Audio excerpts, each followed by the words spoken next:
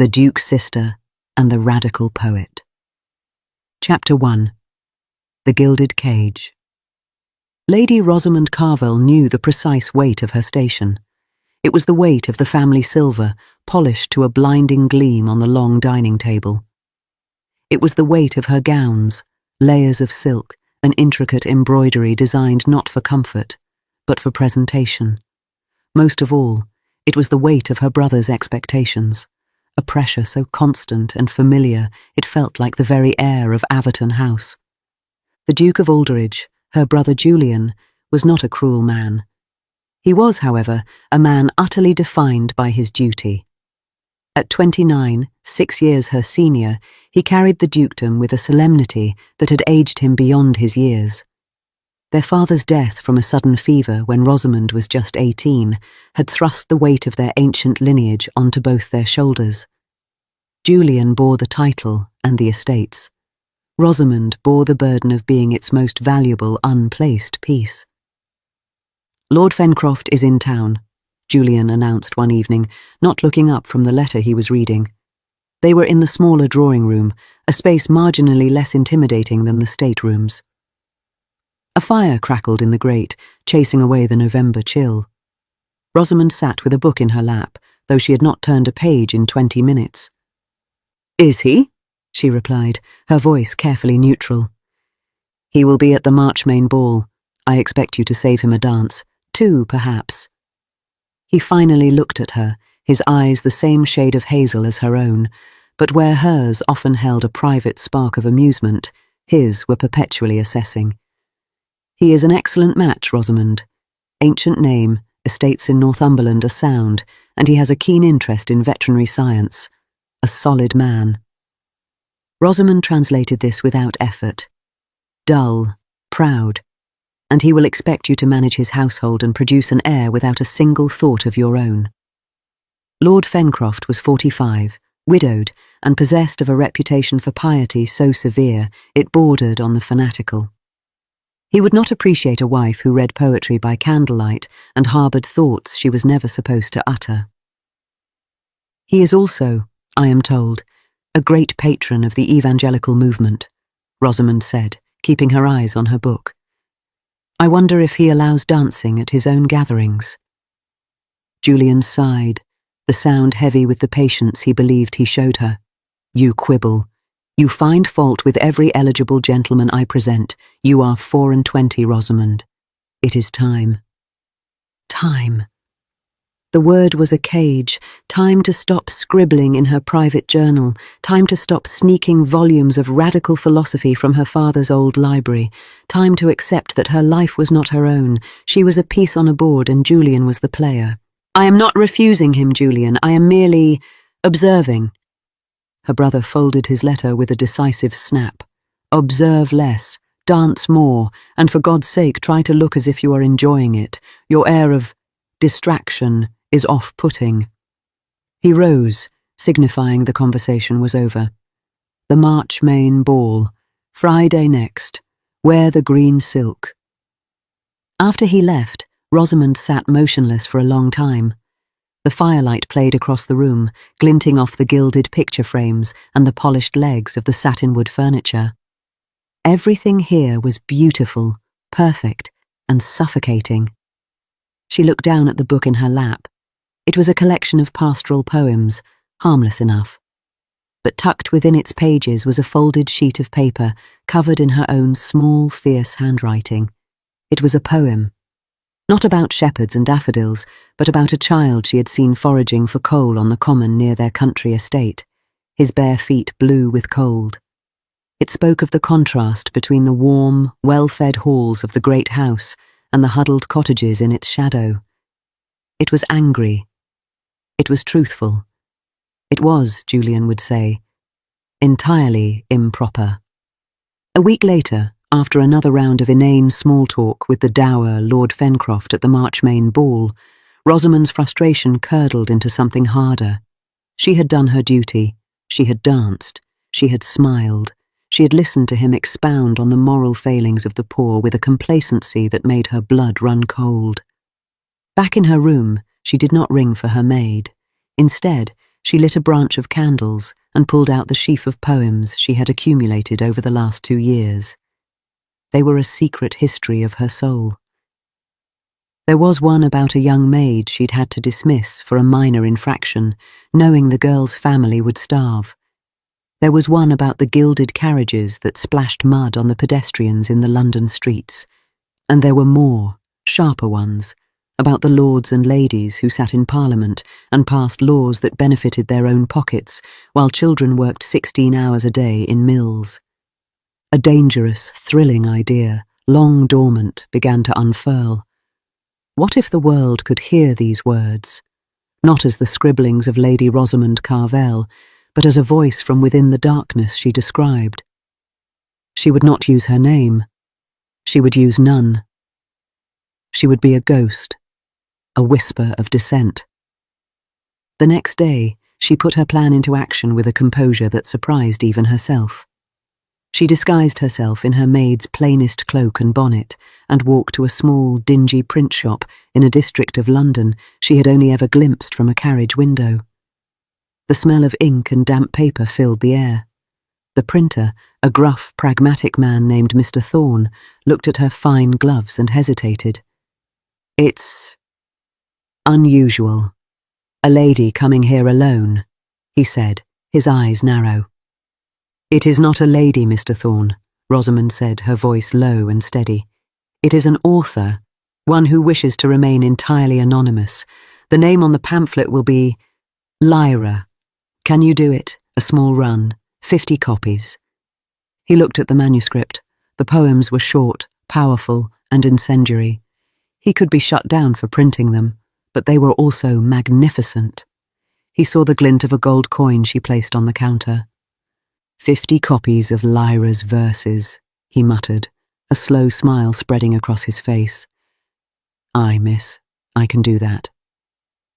Weeks later, a slim, unassuming pamphlet began to appear on the bookstalls of Holywell Street and in the windows of a few daring print shops. It was titled simply, "Whispers from the Margins." No one knew who Lyra was, but her voice, clear and furious and full of pity, had been uncaged. Chapter 2. The Voice in the Darkness. Silas Blackwood had not expected to find anything of worth in a London drawing room. He had come to the capital at the behest of a group of reformers, men who believed that change could be wrought through pamphlets, petitions, and polite pressure. Silas believed in a different kind of change. He believed in the cleansing fire of truth. He was a poet, though he despised the fey, romantic connotations of the word. He was a truth-teller. His own work, published under his name, was a scathing indictment of the system that kept men like him, the son of a Lancashire weaver, in poverty while bloated aristocrats gorged on the nation's wealth. He was handsome in a stark, unpolished way, with dark hair that fell across his brow and eyes the colour of a winter sea. He dressed plainly, his coat well cut but of durable cloth, a quiet rebellion against the silks and satins of the ton. He moved through the fashionable world like a spy in enemy territory, observing, cataloguing, and despising. It was at Lady Bessborough's notorious salon that he first heard the whisper. "Have you seen it?" a young dandy was asking a friend, his voice dripping with affected boredom. "It's the most shocking little thing. All about, well, about us, I suppose. Calls us parasites." "A radical, then," the friend yawned. "A poet, they say. Lyra. A woman, perhaps. The passion is quite feminine." Silas's attention, which had been drifting over the glittering assembly, snapped into focus. He procured a copy of Whispers from the Margins the very next day. He read it in a single, breathless sitting in his cheap lodgings off Covent Garden. The poems were not the well-meaning, sentimental verse of a charitable lady. They were forged in the same fire that burned in him. They knew the texture of hunger. They saw the casual cruelty of privilege. One poem, titled "The Diamond and the Dust," compared a duchess's gemstones to the dust that filled the lungs of the servants who polished them. It was brilliant, brutal, and breathtakingly accurate. For the first time in years, Silas Blackwood felt something he had almost forgotten. Hope. He was not alone. There was another voice crying in the wilderness. A few nights later, he found himself at a literary soiree hosted by a minor publisher. He was holding forth, as was his wont, on the moral rot at the heart of the British aristocracy. His audience was a mix of fascinated young ladies and uncomfortable gentlemen. "They speak of duty, of noblesse oblige," he said, his voice a low, compelling rumble. "It is a cloak for their greed. They see the suffering of the millions, and they turn away to their balls, their hunts, their petty intrigues. They are not our leaders. They are our parasites. The only honest voice in England today does not belong to any lord in Parliament. It belongs to an unknown, a shadow. It belongs to Lyra. Her poem, The Diamond and the Dust, should be branded on the heart of every duke and duchess in the land." Across the room, Lady Rosamond Carvel felt the world tilt on its axis. She had been coaxed to this gathering by a friend, a haven of boredom marginally preferable to an evening with Julian. She had been half listening to the poet's diatribe with a mixture of shame and thrilling recognition.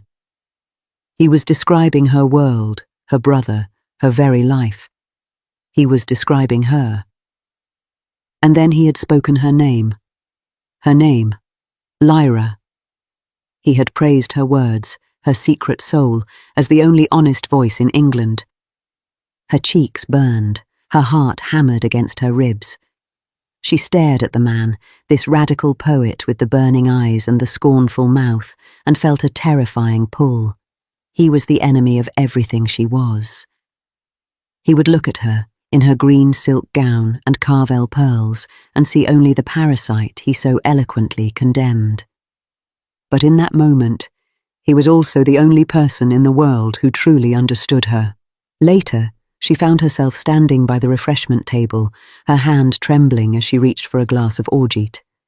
She felt, rather than saw, him approach. "You looked as if you needed that," he said. His voice was softer now, the public declamation gone. Rosamond turned. Up close he was even more striking. His face was all sharp angles and strong lines, his eyes a startling blue-green. There was no deference in his gaze, only a frank, assessing intelligence that made her feel utterly seen and utterly vulnerable. "The air in here is rather close," she managed, her voice steadier than she felt. "It is the air of 100 perfumes trying to mask a single unpleasant truth," he said, a wry smile touching his lips. "Forgive my earlier outburst. I have a habit of boring on about my obsessions. I am Silas Blackwood." I know who you are," she said. "Your reputation precedes you, Mr. Blackwood. The radical poet." His smile widened, becoming less guarded. "A title I wear with more pride than most men wear their inherited ones. And you are?" Panic, cold and sharp, lanced through her.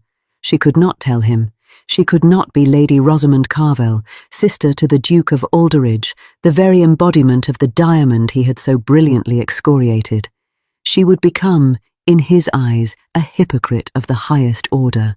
The connection she felt, this terrifying spark of recognition, would be instantly extinguished by disgust. "I am no one of consequence," she said, a desperate half-truth. "Just a visitor. I was very struck by what you said about the poet, Lyra. You truly believe her work is honest." He looked at her more closely, as if trying to place her.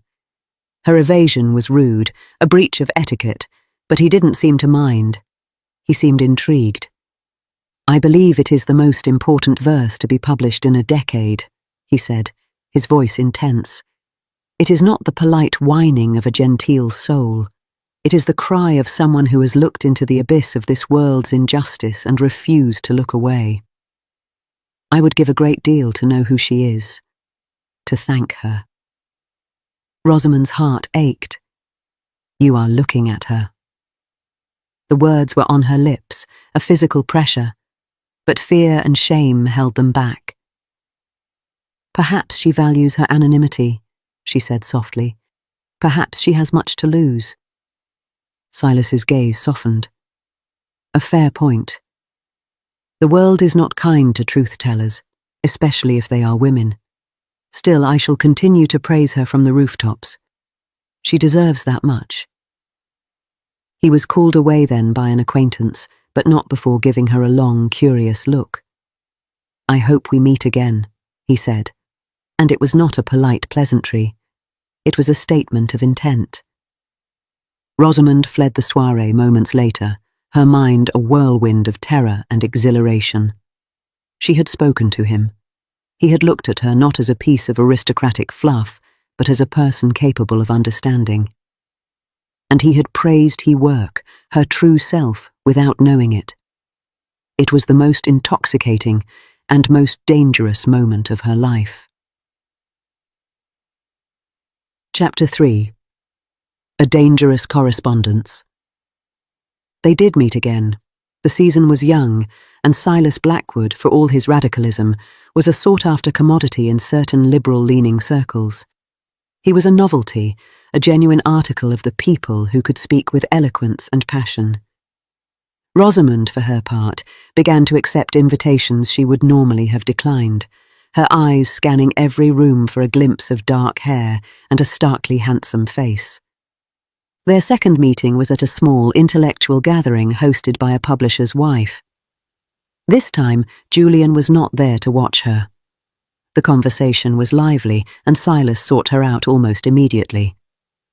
"The woman of no consequence," he greeted her, a smile in his eyes. "I was hoping you would be here." "I am surprised you remember me," she said, her pulse quickening.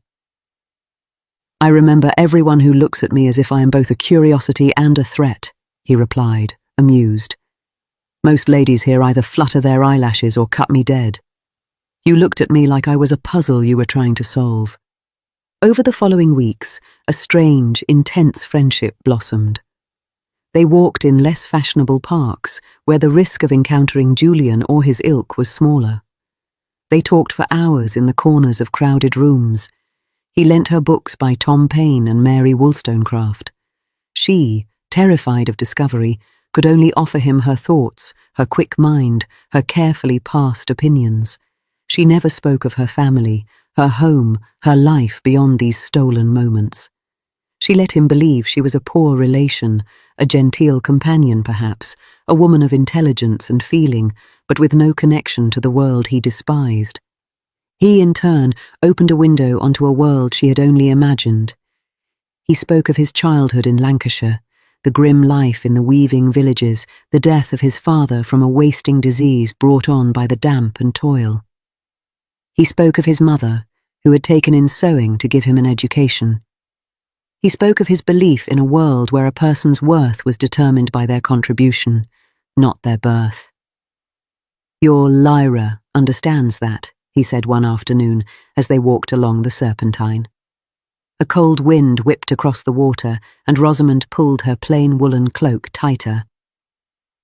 In her poem, The Reckoning, she speaks of a day when accounts will be settled not by gold, but by human worth. It is a revolutionary thought, dressed in the language of Scripture. Rosamond felt a flush of pride so intense it was painful. "She is fortunate to have such an advocate," she said quietly. "It is not advocacy," he said, stopping to look at her. "It is recognition. When I read her, I feel less alone. Does that sound foolish?" "No," she whispered, her hazel eyes meeting his. "It sounds like the most honest thing in the world." It was in that moment, standing by the grey, wind-swept lake, that the nature of their friendship shifted. The intellectual kinship they shared deepened, became something warmer, more precarious. He began to look at her not just as a fascinating mind, but as a woman. He noticed the way a strand of hair escaped her bonnet, the way her eyes lit up when she argued a point, the curve of her lips when she smiled at one of his sallies. Rosamond, for her part, was falling in love with the man who would despise her if he knew the truth. She loved his passion, his integrity, his unshakable moral compass. He was everything her world was not: real, honest, and alive. Every moment with him was a stolen treasure, and every moment was shadowed by the guillotine blade of discovery. Meanwhile, whispers from the margin was causing a stir. Julian found a copy on a table in his club and threw it into the fire with a snort of disgust. "Rabble-rousing nonsense," he declared to his friends. "This Lyra is likely some bitter spinster with a grudge against the world." Rosamond, hearing this report from a friend, felt a cold satisfaction. Her brother had no idea the spinster was sitting across from him at the breakfast table. But Silas's public praise was growing bolder. He wrote an essay for a reformist journal titled The Voice of Lyra, in which he analysed her poems and hailed her as the moral conscience of the nation. He spoke of her at public meetings. He was, unwittingly, building a pedestal for the very woman who was falling in love with him in secret. The pressure on Rosamond was becoming immense. One evening, as they sat in a quiet corner of a bookshop that Silas frequented, he took her hand. His touch sent a shiver through her. "I do not even know your name," he said softly. "You are always my mysterious friend. I have told you everything about myself. You have told me nothing." Rosamond's heart seized. "My name is Rosamond," she whispered, giving him the one truth she could. It was her name, after all. "Rosamond," he repeated, as if tasting it. "It suits you. It has an old, romantic feel, like a lady in a tower, waiting to be rescued." He smiled, unaware of the profound truth in his jest. "But why the secrecy? Are you a runaway heiress, a princess in disguise?" "I am just someone who has a great deal to lose," she said, her voice tight with unshed tears. "Please, Silas, do not ask for more than I can give." His smile faded, replaced by a look of deep concern. He lifted her hand and pressed a gentle kiss to her gloved fingers. "Then I will wait," he said. "I will wait until you are ready to trust me."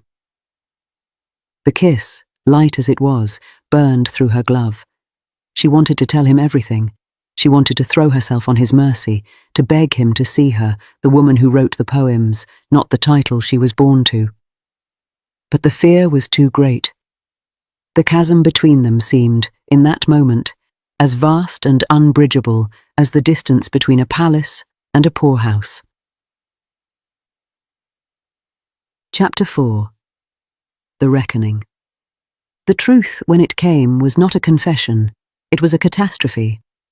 Rosamond had been growing bolder. The success of her poems and her love for Silas had stirred a reckless courage in her. She had given Mr. Thorne a new, shorter poem for a broadsheet, one that directly satirized a recent, highly publicized ball given by the Duchess of Granville. It was sharper, more personal than her previous work. It was a mistake. The poem caused a minor scandal. People in the ton began to whisper, to speculate. Who was this Lyra, who seemed to know the intimate details of their world? The Duchess of Granville was furious and demanded the printer be found. Mr. Thorne, faced with the threat of prosecution and ruin, panicked. When a well-dressed gentleman, acting on behalf of an offended lord, pressed him, he crumbled. He did not know the author's real name, he swore it, but he could describe her. A young lady, tall, with hazel eyes and dark hair, fine gloves, a cultured voice, an air of breeding that no simple cloak could hide. The description, whispered in drawing rooms and clubs, eventually reached the ears of the Duke of Aldridge. It reached him at the same time a rumour did, that the radical poet Silas Blackwood had been seen in the company of an unidentified young woman of similar description. Julian was not a stupid man. He began to watch his sister. The confrontation occurred on a bleak December afternoon. Rosamond was preparing to go out, to meet Silas for what she hoped would be a final, desperate confession. She could not live with the deceit any longer. She would tell him everything, and pray that his love for her was stronger than his hatred for her class. She was stopped in the marble hallway by her brother's voice. "Going out, Rosamond?" She turned. Julian stood there, his face pale with a fury she had never seen before. In his hand, he held a crumpled broadsheet. "I have just had a most interesting conversation with Lord Cherwell," he said, his voice dangerously quiet. "He tells me that the radical rabble-rouser, Blackwood, has been seen with a woman who matches the description of the slut who has been publishing filth about our friends and family." He took a step closer. Imagine my horror when I realized that description also matched my own sister. Rosamond felt the blood drain from her face. There was no point in denial. The look in his eyes told her he already knew. "Is it true?" he demanded. "Are you Lyra?" Rosamond lifted her chin. The years of silence, of duty, of hidden fury, coalesced into a single defiant point. "Yes," she said, "I am."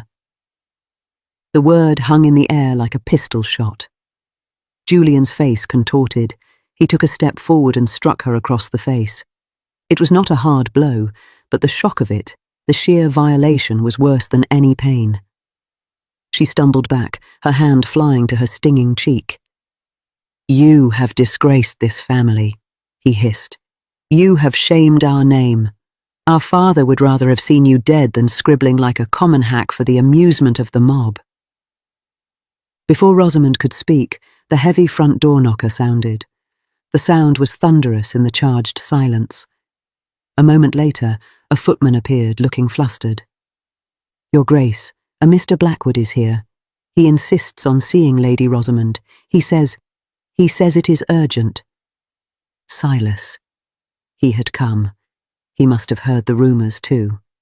He had come to find his Rosamond, the woman of no consequence. Julian's eyes blazed with a terrible, triumphant light. "Show him in," he commanded. "Let him see the truth with his own eyes." Rosamond stood frozen, her world crumbling around her. Silas was ushered into the marble hall. He looked from Julian's furious face to Rosamond's pale, stricken one and the red mark on her cheek. His expression shifted from confusion to cold, hard understanding. "Rosamond," he said, his voice stripped of all warmth. He looked at the opulent hall, the liveried servants, the Duke in his finely tailored coat. "What is this?" "This," Julian said, his voice dripping with contempt, "is my sister, Lady Rosamond Carvel, the woman you have been consorting with, the anonymous gutter poet you have been praising from the rooftops. Look at her, Blackwood. Look at the parasite in the silk gown." Silas's gaze was fixed on Rosamond. It was not the gaze of a lover. It was the gaze of a man who has been betrayed. The winter sea eyes were now the colour of a storm. "The woman of no consequence," he said, his voice hollow. "The poor relation. It was all a lie."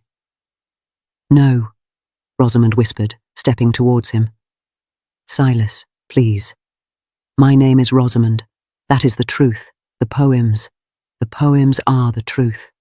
That is who I am." "Who you are," he repeated, a bitter laugh escaping him. "You are the sister of a duke. You are the living embodiment of everything you wrote against. You sat in your fine drawing room and imagined the suffering of the poor. You are not a voice from the margins. You are a tourist in the darkness." His words were knives, each one finding its mark.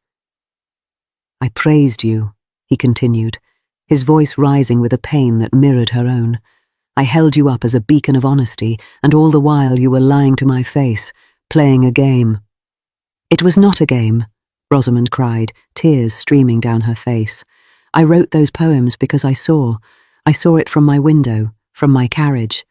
I am part of this world, but I am not of it, not in my heart. You know me, Silas. You know my mind, my soul. The poems came from there, not from my title." Julian watched the scene with a cold, satisfied sneer. Your little revolutionary doesn't seem to appreciate your efforts, Rosamond. He sees you for what you are, a noblewoman who played at being a rebel." Silas flinched at the word, noblewoman. He looked at Rosamond, at the pearls at her throat, the fine wool of her gown, the mark of his class on her cheek. He saw the gilded cage, but he also saw the bars. He saw the woman he had held hands with by the Serpentine, the woman who argued with him about justice, the woman who looked at him with love in her hazel eyes. The silence stretched, taut as a wire. "I loved you," he said, and the past tense was a fresh wound. "I loved the woman I thought you were, a woman of courage and fire, who had nothing to lose. But you had everything to lose, didn't you, Lady Rosamond? Your place in this world, your brother's approval, your precious station." "I was afraid," she confessed, her voice breaking. "I was a coward.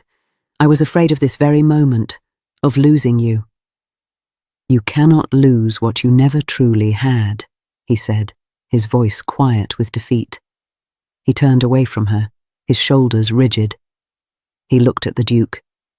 "You have my word, Your Grace. I will never seek out your sister again. This mistake is over." He walked towards the door. Rosamond felt a scream building inside her. "Silas, wait, please. The poems. They are real. I am real. The woman who wrote them is standing here begging you to see her." He paused, his hand on the door handle. He did not turn around. "The woman who wrote them," he said, his voice muffled, "is the woman I loved, but she does not exist." He opened the heavy door and walked out into the grey December afternoon, leaving it gaping open behind him. The cold air swept into the hall, but Rosamond felt nothing. She stood in the ruins of her life, the truth finally, brutally told.